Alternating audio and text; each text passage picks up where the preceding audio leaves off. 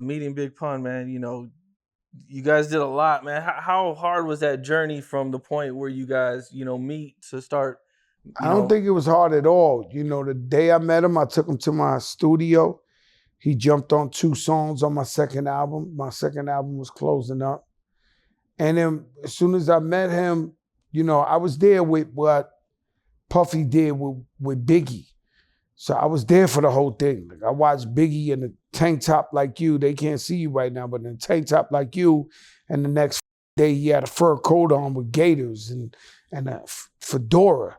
Next day, like hanging out with him like this, next day, gators, fur, I was like, oh shit, you could do that? So I seen all that. And so I knew when I met Pun, because if we would have let just Pun go, he'd have been like trigger happy, just spitting crazy, but he wouldn't have thought about the hits for the ladies and stuff like that. So I was like, no, bro, you're going to be the Latino Biggie. You know what I'm saying? We're going to go that way. And so, we made sure he had all of the Versace shit on. He had that look, that aura, that persona. And so, you had the vision from the beginning. From the beginning, yeah. Yeah. And at one point, you guys are at a club, and you guys are having trouble getting in, and Mike Tyson's there. Yo, bro, that's crazy. That's God for real. We was trying to go in the Tunnel.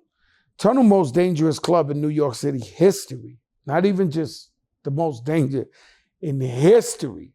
Like the bouncers was like 7 feet tall, cock diesel, 6-pack. Like they beat the shit out of you, and they jump off the.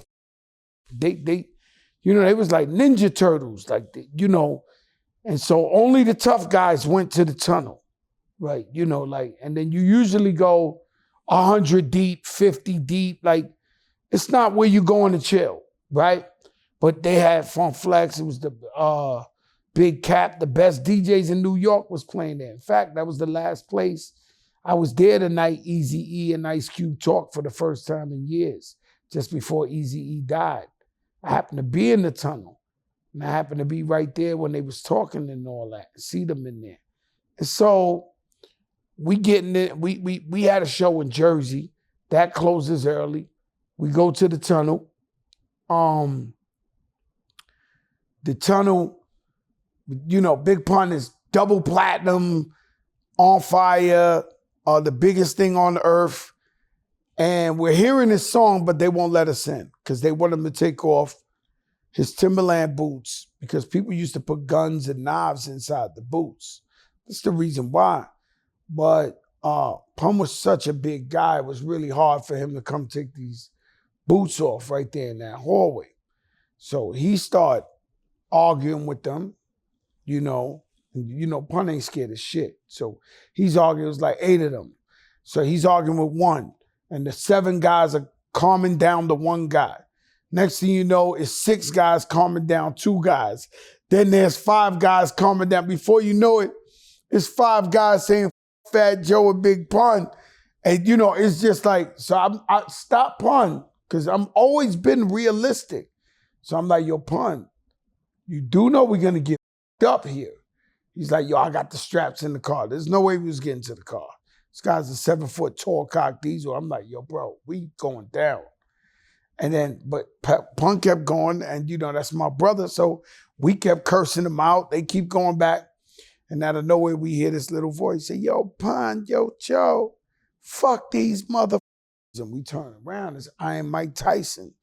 2:30 in the morning, fresh out of jail. He had the kufi on, so he had some Gucci loafers. He started taking them off to fight. So he ready to fuck him up. At that time, Mike Tyson is probably the most feared man without a weapon in the world. And so he wound up chasing the first security guard who started everything around the car. And the guy looks at me, he's like, yo, Joe, yo, Pun, tell him to stop, because Iron Mike was going to fuck him up. But that was God's doing, man. That was a blessing. What's up? This is Cam Capone. We got more content like this coming soon. So hit that like button, subscribe, and stay locked in to Cam Capone News.